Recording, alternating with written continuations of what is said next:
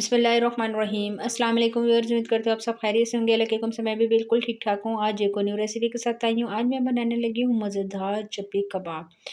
बहुत मज़े और बिल्कुल सिंपल तरीके से बनाऊंगी कि जिसको बहुत आसानी के साथ आप घर में बना सकते हैं।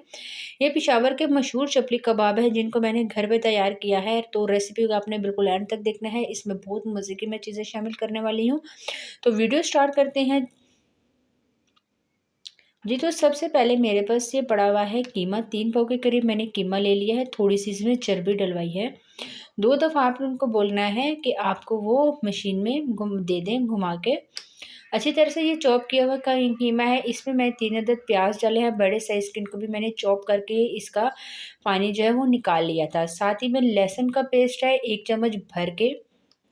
प्याज का जो पानी है वो आपने ज़रूर निकालना है अच्छी तरह से। अब इसको मैं मिक्स करूँगी। अब कुछ मसाले शामिल कर देती हूँ जिसमें ज़ीरा है साबुत, थोड़ी सी अजवाइन डाल रही हूँ, थोड़ी सी कुटी हुई मिर्चें शामिल करूँगी और साथ में कुटी हुई मिर्चें थोड़ी सी ज़्यादा होंगी।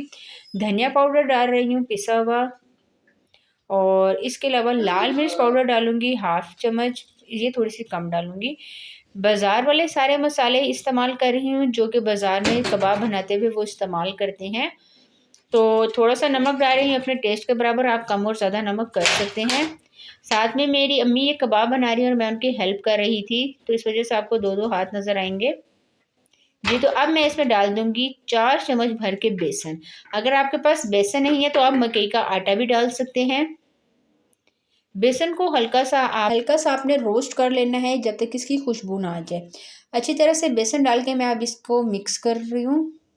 अब मैं इसमें डाल दूँगी कुटा हुआ धनिया 1 चम्मच, और सॉरी पहले इसमें मैंने डाला है अनारदाना। अब इसमें मैं डाल दूँगी कुटा हुआ धनिया। ये दोनों मैंने एक साथ अलग-अलग कूट लिए हैं दरदरे से।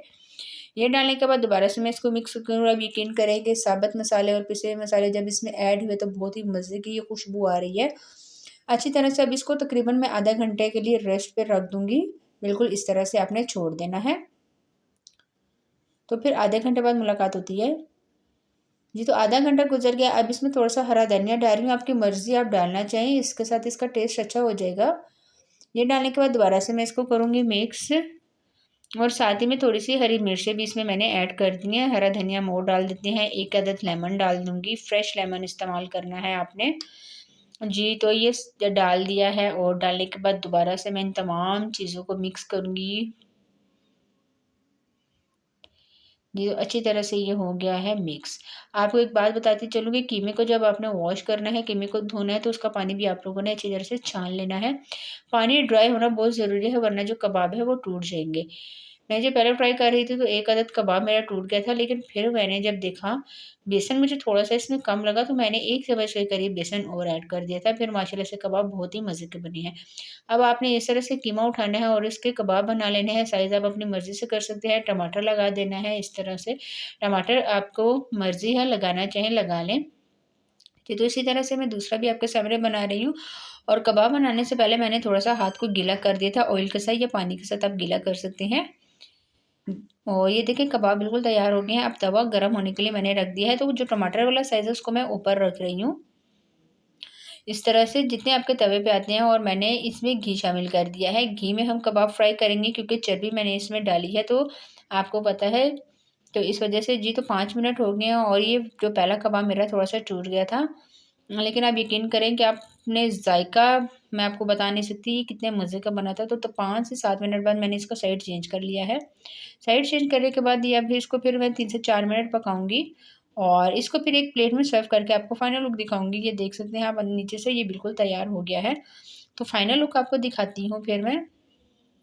ये तो रेसिपी हो गई हमारे बिल्कुल तैयार, मज़ेदार चपली कबाब। टमाटर वाला जो हिस्सा है वो मैंने नीचे रख दिया था क्योंकि टमाटर जो है वो कुछ ज़्यादा ही गल गए थे।